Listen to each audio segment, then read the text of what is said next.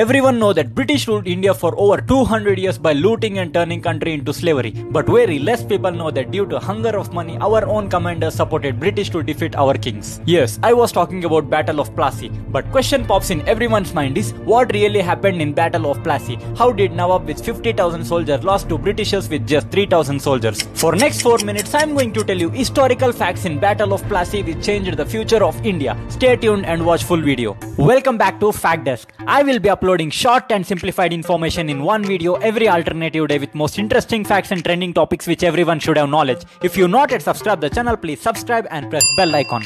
Let's begin our video from year 1608 when East India Company started to trade from Surat and later they expanded to Pondicherry and Bengal. After few years, East India Company trapped Mughals by giving expensive gifts and allowed British military into India to safeguard its trade. It was 1757 when first direct battle of East India Company who fought with Bengal Nawab Siraj Uddin Daul in Plassey on the river bank of Bhagirathi, Bengal. Even today, we cannot say whether Siraj Uddin Daul is hero or villain because with Battle of Plassey, all kings realized that British entered India to invade on the name of trade and British were waiting for right time to capture whole India. On the name of help, British supplied arms and military support to Nizam to fight against Maratha and Nizam offered all support to British and same thing Britishers were expecting from Bengal Nawab Alivardi Khan. It is true that Alivardi Khan seeks support of British for war against Marathas, but in return Alivardi Khan did not offer any support because Alivardi Khan didn't want to fall in trap of British like Nizam Nawabs. By knowing this, Robert Ormer writes letter to British officials by explaining the difficulty of expanding East India Company in presence of Alivardi Khan and asked military support to dethrone Alivardi Khan.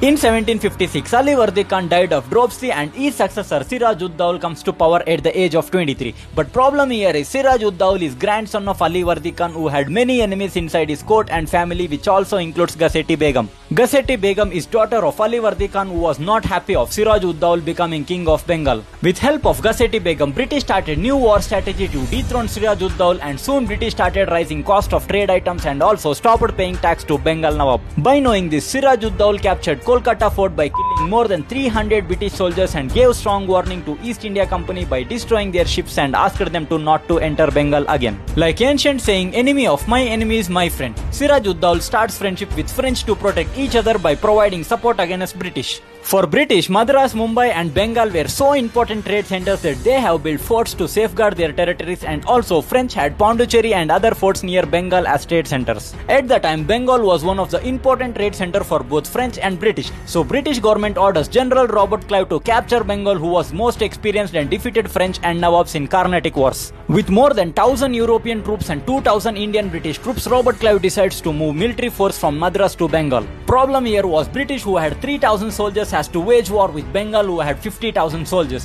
But Robert Clive was smart enough to bribe their opponents and defeated French fort and recaptured Calcutta fort. With most important war-changing strategy, Robert Clive bribed Mir Jafar and promised him to make Nawab of Bengal. And not to forget, Mir Jafar is Siraj ud Daul's commander-in-chief of Bengal military. Like Mir Jafar, Robert Clive also bribed to Yar Luftuf Khan, Jagat Setu, Umichand and Rai Durlab, who were other commanders of Siraj ud Daul. In battleground of Plassey, Siraj ud Daul was waiting with army of 50,000 soldiers, 40 cannons and 10 war elephants and horses. But at the time of battle, commanders betrayed Siraj ud Daul by refusing his orders to fight against British and supported British, who had just 3,000 soldiers. After British winning Battle of Plassey, they made Mir Jafar first dependent Nawab of Bengal in British East India Company, and British used same strategy and captured all parts of India, and rest is history of 200 years slavery. And if you want to know what really happened before Battle of Plassey and how East India Company entered India, then I recommend you to not miss this 4-minute short video whose link is given in description. Hope you got brief information about Battle of Plassey, and if you think this video has facts, then please share and comment your doubts in comment section.